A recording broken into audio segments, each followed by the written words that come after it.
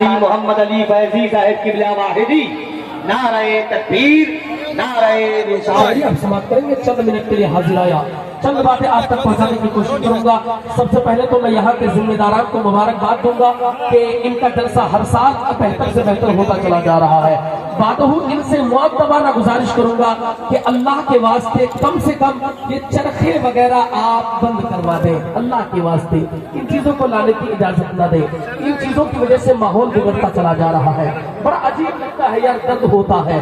ہم نہ جانے کون کون سے بازار میں جا کے عیاشی کرتے ہیں, گناہ پہ گناہ کرتے ہیں. اس کے باوجود جب جلسے میں آتے ہیں تو یہاں پر بھی گناہ کرنے کے راستے ہمارے لیے ہموار کے نام پہ, کبھی سنیما کے نام پہ. کسی عرس کی ویڈیو وائرل ہوئی تھی جس میں چترہار لگایا گیا تھا, ویڈیو وائرل ہوئی تھی, لڑکیاں ڈانس کر رہی تھی, ایک طرف تقریر ہو رہی تھی, ایک طرف لڑکیاں ڈانس کر رہی ہے. یہ ہمارے آراس کے حال ہے, یہ ہمارے عرسوں کے حالات ہے, ہمارے جلسوں کے حالات ہے. بتائیے تو صحیح, اس سے قوم کو فائدہ ہوگا؟ ہرگز فائدہ نہیں ہوگا. اس لیے اب علاقے والوں کو ضرورت ہے کہ آپ کا جلسہ ان برائیوں سے پاک و صاف ہو. میں چار ملک والوں سے بھی کہنا چاہوں گا کہ اللہ کے واسطے قبر کا خوف کر کے, مصطفیٰ کا خوف کر کے, رب کا خوف دل میں بسا کے آئندہ ساتھ جب جلسہ کرے تو یہ چرخے والوں کو منع کر دے. آپ اگر چرخہ منع کریں گے بازار نہیں لگے گا. جلسے کا اتنا اثر ہوگا کہ یہ اثر پورا سال قائم رہے گا انشاءاللہ تعالی. اس کا فیضان عجب ہے جانی.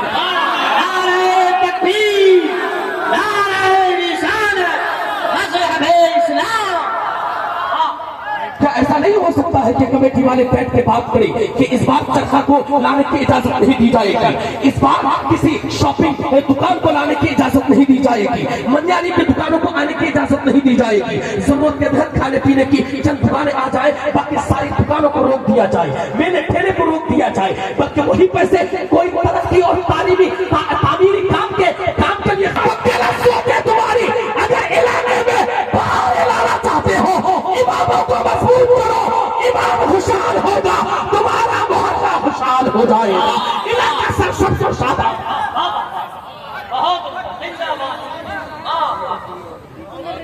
اور دیکھیں تو صحیح, کب تک یہ امام فری میں آپ کی ڈیوٹی کرتے رہیں گے؟ یہاں بھاگا دوڑی, وہاں بھاگا دوڑی. بہت پہلے بھی کہا تھا میں نے کہ مکتب کو مضبوط کرنے کی ضرورت ہے. میں نے سپورا کے جلسے میں بھی کہا تھا کہ بنیادی جو 2 درسگاہیں ہیں ہماری اولادوں کی, ہماری وہ دو درسگاہوں میں سے ایک ماں کی گود ہے اور ایک ہمارے گاؤں کا مکتب ہے. ماں کی گود کا ماحول تو خراب ہو ہی گیا, بیٹا روتا ہے تو ماں فوراً موبائل میں کاپی لگا کے دیتی ہے. اللہ سے نہیں ڈراتی ہے, اللہ سے مصطفیٰ سے نہیں کارٹون دے بھوت کا ڈر دیتی ہے. ایک موبائل میں بھوت پکڑ لے گا, گاؤں میں بھوت پکڑ لے گا, محلے میں بھوت پکڑ لے گا. یعنی ماں کی گود کا ماحول خراب ہو چکا ہے.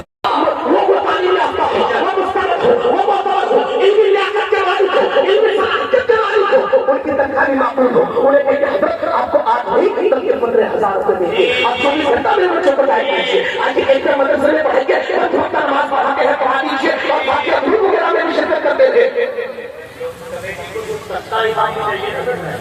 ہاں انشاءاللہ تعالیٰ وہ بھی بولے کہ ہم سستا امام کس طریقے سے ہم کو چاہیے ہوتا ہے. میں یہ عرض کر رہا تھا کہ ہم کیا کر رہے ہیں آخر. آپ ہی بتائیں تو صحیح, اللہ پر کبیرہ ایک آدمی 200 بچوں کو کیسے پڑھا سکتا ہے؟ کہ ہمارے سماج میں اتنے لوگوں کے